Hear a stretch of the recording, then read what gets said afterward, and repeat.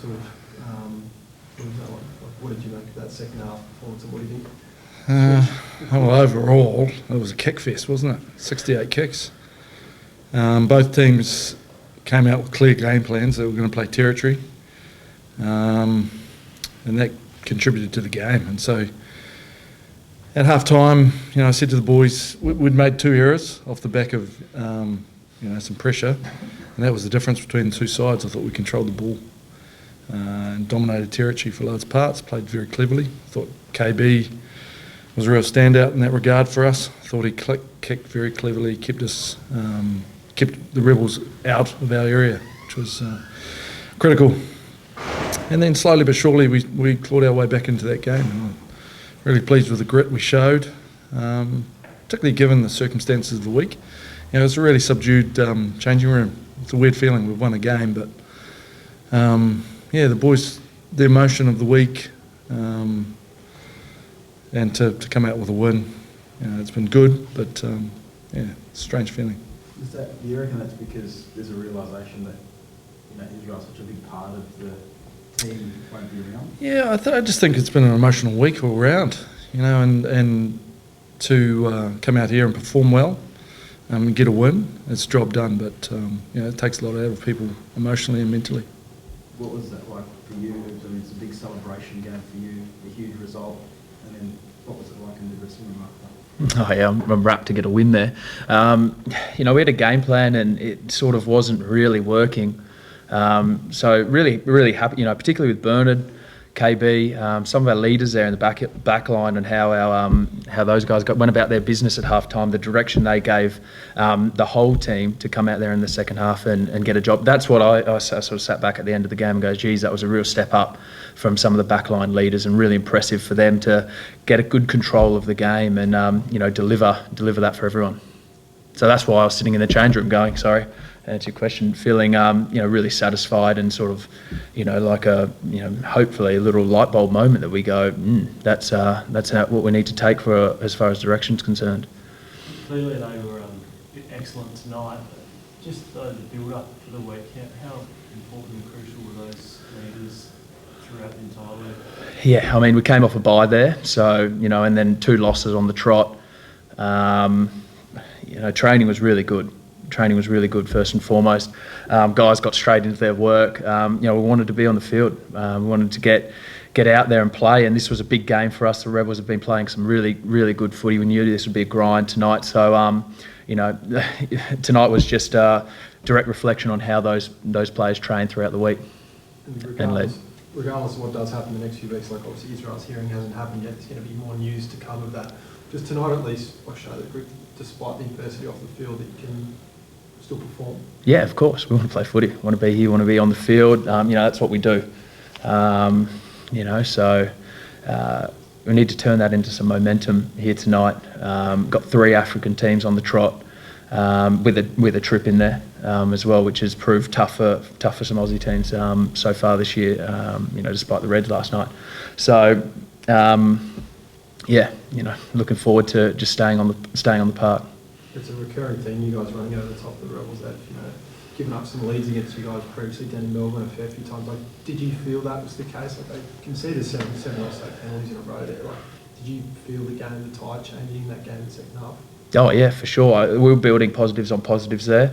You could see them starting to get frustrated. Look, I think that matchup, the Waratahs and the Rebels, for the last couple of years now has been a huge matchup for us every year. That trophy we got there tonight, we're very proud to have that in the locker room now. Given the past fortnight, Michael, where does tonight's victory rank in terms of New South Wales? I don't know. It's too early to reflect on all of that. It's really pleasing. Really pleasing. Just for the boys there to go 2 down, in a row, not really finding a way to play, but tonight they're having a real clear direction on what would get us a win against the top team in the Aussie Conference. And some leaders there really stepping up and playing great rugby. You need your best players playing really good footy in these times, and I thought a lot of those guys did there tonight.